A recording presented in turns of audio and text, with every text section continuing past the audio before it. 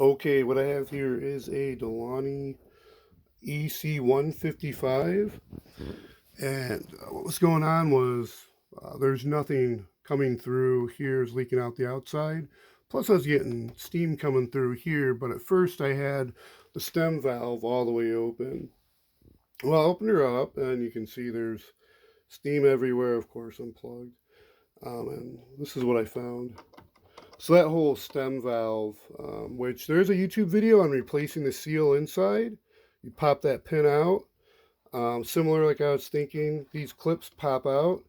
And I'll probably get a flat blade screwdriver, bend that open and pull this off. And I think if I can get without removing the nuts below, these four hex key screws will come out and this top will come off and I can have access to the stem valve. But I might need to remove the whole assembly to get access to the nuts below. So we'll see how that goes.